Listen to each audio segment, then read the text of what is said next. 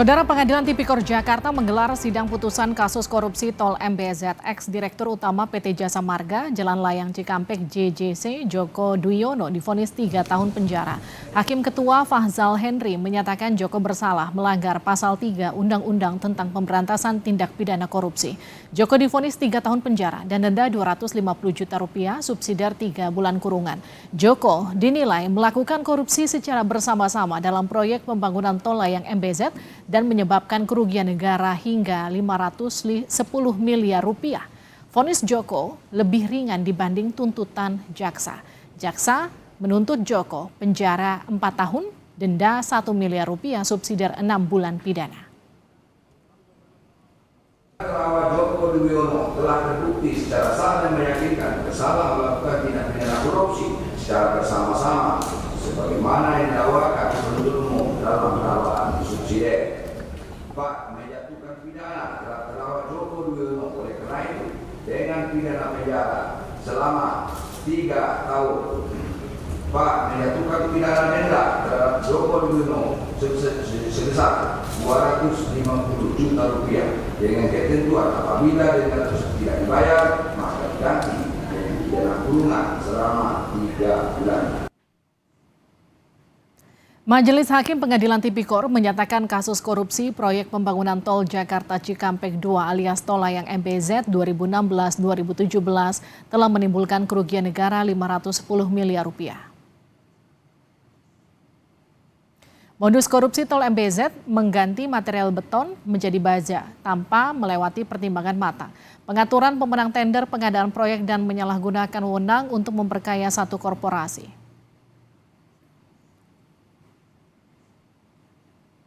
4 terdakwa ditetapkan dalam kasus ini, ex-dirut PT Jasa Marga Jalan Layang Cikampek 2016-2020 Joko Dwiono. Joko divonis 3 tahun penjara dan denda 250 juta subsidiar 3 bulan kurungan. Ex-direktur Operasional 2 PT Bukaka Teknik Utama TBK Sofia Balfas divonis 4 tahun penjara, denda 250 juta subsidiar 3 bulan kurungan. Ada juga Ketua Panitia Lelang JCC Yudi Mahyudin. Yudi divonis 3 tahun penjara, denda 250 juta subsidiar 3 bulan kurungan. Tenaga ahli jembatan PT Lapi Ganestama Consulting Tony Budianto Sihite divonis 4 tahun penjara dan denda 250 juta rupiah subsidiar 3 bulan kurungan.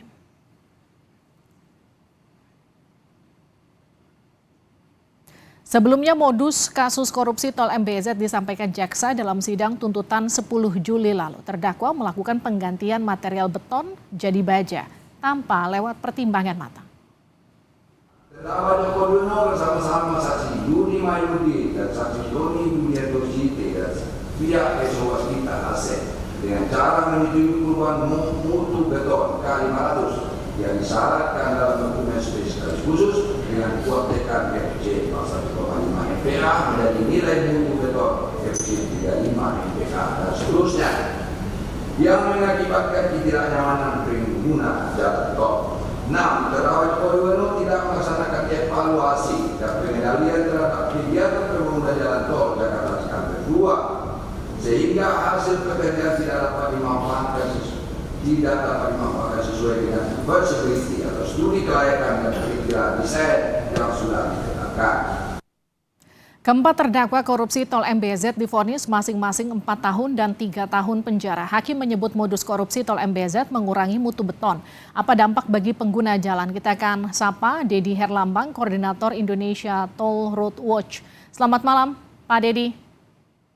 Ya, selamat malam. Kami juga sudah berusaha untuk menghubungi perwakilan dari Kementerian PUPR, namun masih belum ada yang bisa merespon dan juga ikut bergabung.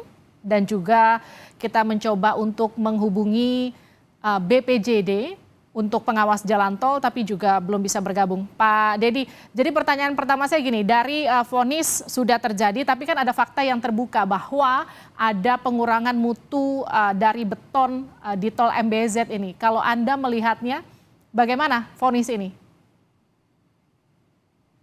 Ya, baik, begini.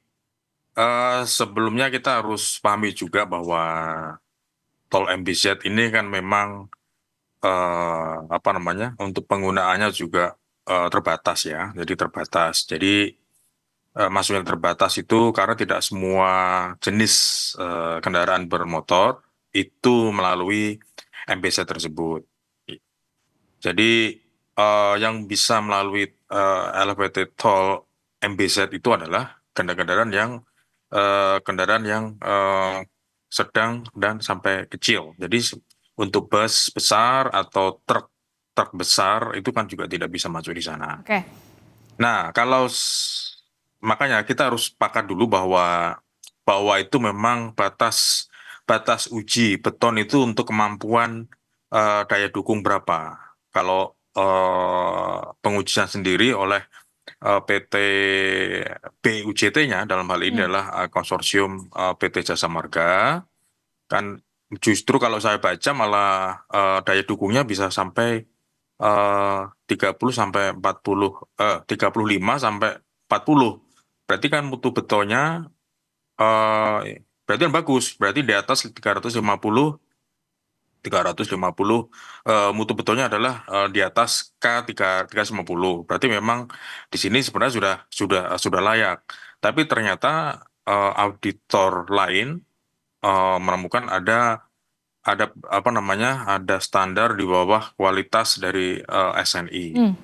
Nah, Oke. sebenarnya dalam hal ini memang harus diselesaikan secara engineering ya, bahwa kalau diselesaikan secara hukum saja sebenarnya juga sangat sulit karena eh, apa namanya, kalau di satu sisi tol MBZ memang didesain memang untuk kendaraan kecil, sedan dan kecil, tapi jikalau uji uji betonnya dengan standar kelas tinggi, ya Oke. memang itu memang salah, memang tidak tepat. Nah, ini juga harus ada standar uji yang Baik. sama. SNI yang mana misalnya, atau mutu beton yang mana, kelas 1, kelas 2 atau kelas 3. Oke. Nah, sementara kalau permasalahan di sini adalah ada pergantian yang seharusnya baja, lalu diganti beton misalnya, jelas itu salah, ada pelanggaran di sana. Kira-kira seperti itu. Baik, gini, ini kan faktanya dari beton kemudian diganti baja. Kalau dari 75 sampel yang kemudian diperiksa itu kan dihasilkan bahwa beton yang digunakan ini di bawah standar SNI yang kemudian seharusnya dilakukan. Otomatis ini kan mengurangi usia si jembatan tersebut. Pasca vonis ini artinya sudah diamini bahwa ada penyalahgunaan, ada kesalahan di sana. Butuhkah kemudian ini dievaluasi, artinya diperiksa secara menyeluruh jembatan MBZ, ditutup dulu, atau seperti apa menurut Anda? Betul, kita dulu pernah menyarankan bahwa untuk tol MBZ ini sebenarnya kalau untuk kelaikan dan kelayakan sebenarnya masih kurang ya. Kita masih belum membahas masalah pelayanan apa nama SPM jalan tol itu sendiri. Kalau khususnya untuk tol MBZ, memang kita melihat bahwa kualitas ataupun standar dari apa namanya girdernya sendiri itu juga bermasalah ya, atau Hmm. betonnya ya itu sangat bermasalah. Karena kita juga masih belum membahas masalah expansion jointnya. Expansion Oke. jointnya juga seperti itu ya. Jadi melendut-lendut, makanya itu sangat apa ya, sangat lendut. Jadi masih kurang rigid. Jadi ini yang menjadi masalah, sehingga kalau bisa memang dievaluasi, kalau bisa juga direkonstruksi sehingga bisa mencapai usia sampai 50 tahun katakanlah, atau 100 tahun. Karena kalau usia konstruksi memang idealnya memang sampai 100 tahun. Oke, Pak Dede, gini, apakah kemudian ini juga berpengaruh pada konstruksi jembatan MBZ yang bergelombang begitu? Otomatis seperti tadi saya sampaikan bahwa kita masih belum bahas masalah expansion joint. Expansion jointnya kenapa tidak rata seperti itu? Itu pun juga harusnya ada kajian lagi Oke. ya.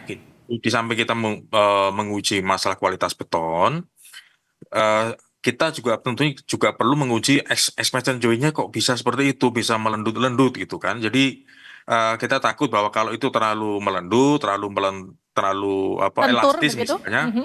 terlalu elastis, nanti ditakutkan bahwa itu semakin landai, semakin panas, semakin tahun semakin landai. Apalagi ini kan juga ada kualitas betonnya juga ya. Pak Jadi Dedi, efeknya apa Pak kalau semakin landai, terlalu kita pakai bahasa terlalu elastis begitu, sambungannya efeknya apa bagi pengguna jalan? otomatis nanti tol itu kan bisa bisa cracking dan juga bisa patah tentunya. Oh, retak dan patah Pak? Patah Sejauh bisa sana patah, efeknya ya? bisa bisa bisa ke sana. Apalagi kalau nanti usianya sudah sampai ini kan sebenarnya kayak tol ini kan Oke. masih baru ya, masih belum ada apa 10 tahun. Nah, ditakutkan kalau usia mutu betonnya kan harusnya bisa sampai Hmm. minimal itu kan bisa 50 tahun sampai bagusnya sih sampai 100 tahun. Bisa seperti itu karena dan kita juga pemerintah juga tidak mau juga kalau Baik. ternyata usia betonnya hanya 50 tahun. Nanti ketika BOT misalnya konsesi selesai Hmm. dikembalikan ke pemerintah ternyata kualitasnya sudah hancur. Oke. Jadi kan pemerintah yang rugi juga Gini, gitu. Pak Dedi, katakanlah kami semua ini awam tentang bagaimana masa usia dari jembatan tol. Tadi Anda katakan ini awalnya dirancang 40 sampai 50 tahun, tapi harapannya tentu sampai 100 tahun. Memang standar beton untuk jalan tol, jembatan layang itu di Indonesia berapa tahun, Pak? Biasanya kalau untuk jembatan itu karena ini kan BOT kan, BOT itu Build Operate Transfer. Jadi setelah selesai konsesi itu nanti dikembalikan kepada pemerintah. Nah, kalau semisal ini konsesinya ini katakanlah ini 50 tahun, Pak maksimal 50 tahun. Nah, kalau memang usianya hanya 50 tahun, berarti nanti dikembalikan kepada pemerintah, berarti kan rusak misalnya Oke. begitu. Kalau Tapi uji itu juga coba juga berkala percuma. kualitas masa usia jembatan itu ada nggak sih Pak di Indonesia, Pak? Ada. Di standar Bina Marga ada. Kualitas jembatan ada, kualitas jalan dan jembatan itu ada.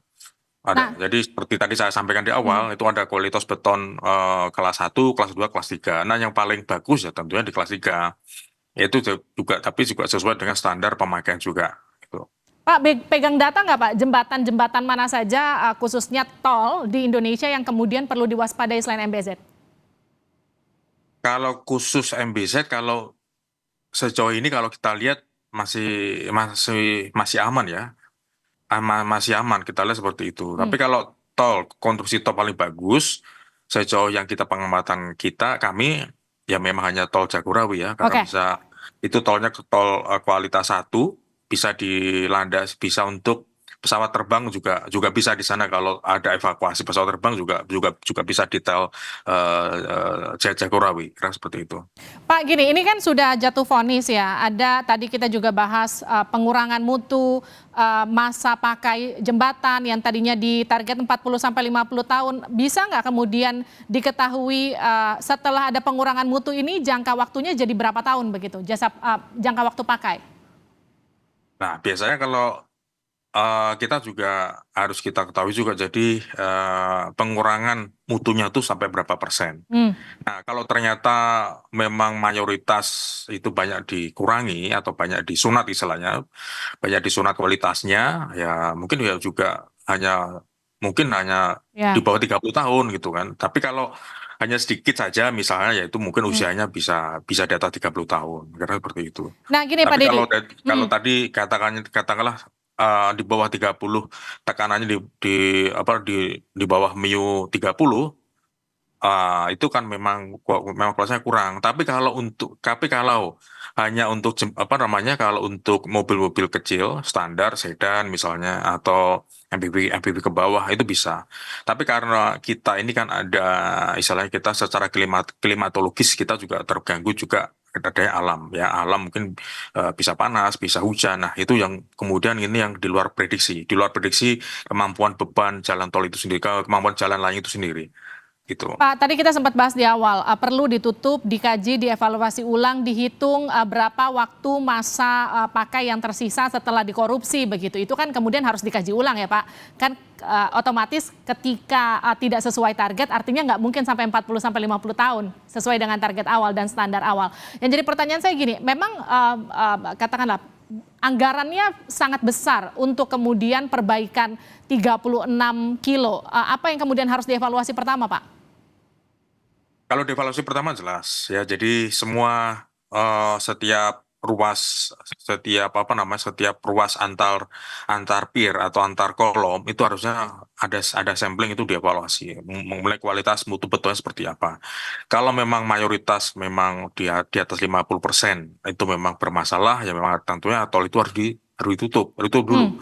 Harus ditutup dulu karena memang ini kalau secara langsung pemerintah itu tidak rugi. Saat ini kita tidak rugi ya, karena dana ini juga bukan dana dari APBN, ini merupakan privat sektor, dana dari BUMN dan swasta.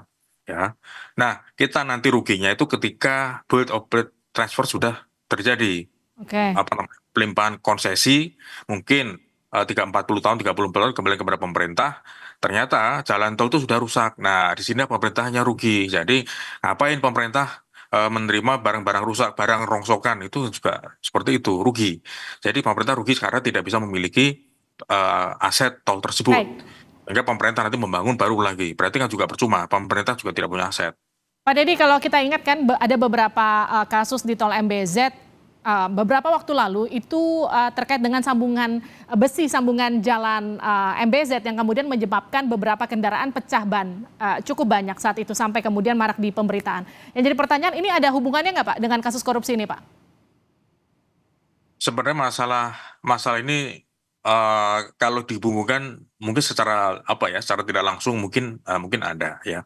Mengapa tadi itu kan yang bermasalah kan dari saya bilang expansion joint-nya itu kan bermasalah. Hmm, Mengapa bisa tidak rata seperti itu ya, sehingga menyebabkan beberapa ban itu rusak. Namun kan sudah dibantah juga bahwa ternyata kejadian kerusakan itu infonya itu ada orang yang menancapkan benda tajam di extension itu. oke. Tapi ini tentunya harus dikaji juga ini benar nggak? Karena kalau logika kami juga tidak percaya dengan masalah ini ya. Ya maaf kalau ini hanya dugaan. Dugaan kami juga punya punya punya apa namanya punya dugaan tentunya. Kita juga tentunya diizinkan punya dugaan. Karena apa? Karena kalau misalnya eh, ada semacam paku yang tertancap disengaja misalnya, itu kan sudah dilalui kan beribu-ribu kendaraan. Masa itu tidak gepeng misalnya atau Hmm. tidak pipih kok masih menancap terus ya. Itu kan logika yang sederhana. Jadi makanya jadi kami punya dugaan juga bahwa itu memang ban itu rusak karena memang extension joint-nya itu yang rusak itu kira seperti itu. Baik. Artinya audit seperti apa yang harus dilakukan secepat mungkin? Selain tadi kata Anda ada opsi seharusnya ditutup dulu, dievaluasi, dan kemudian auditnya seperti apa dulu yang harus dilakukan? Betul. Jadi sebelum ini kan jalan tol ini kan sudah dari pertama kali dibuka hingga sekarang kan baru kali ini tarif tolnya dinaikkan. Sehingga kami juga pernah mengkritisi bahwa jalan tol ini tidak layak dengan kenaikan tarif karena dari sisi apa? Dari sisi pelayanan kenyamanan tol itu sendiri kan juga masih kurang ya karena di situ sangat dibatasi. Jadi kita naik di situ dengan kecepatan 60 km per jam pun kita sudah bergelombang. Apalagi di jalan tol kan juga seharusnya jalan tol itu bisa melesat, istilahnya bisa melaju sampai 100 km. Tapi ini dengan kita 60 km per jam saja pun itu sudah tidak nyaman. Sehingga kita juga, jalan tol itu kan juga berbayar kan, seharusnya kan harus dilayani dengan baik juga mengenai masalah kualitas jalan tol itu sendiri. Nah, mengenai masalah jalan tol ini sudah kita kritisi juga. Jalan tol ini ditutup dulu, lalu direkonstruksi, misalnya dievaluasi dan lain-lain. Sambil tentunya kita juga ada harapan juga nantinya ada tim independen yang benar-benar bisa memang melakukan kajian-kajian apa pengujian-pengujian mengenai kualitas baja dan mengenai kualitas beton yang ada di tol MBZ tersebut. Itu, Mbak. Terima kasih Pak Deddy sudah bergabung bersama kami di Sapa Indonesia Malam. Yang pasti setelah vonis ini harus ada audit ulang untuk menentukan usia dari tol MBZ itu sebetulnya berapa tahun begitu kelayakannya untuk dipergunakan. Terima kasih Pak Deddy sudah bergabung di Sapa Indonesia Malam.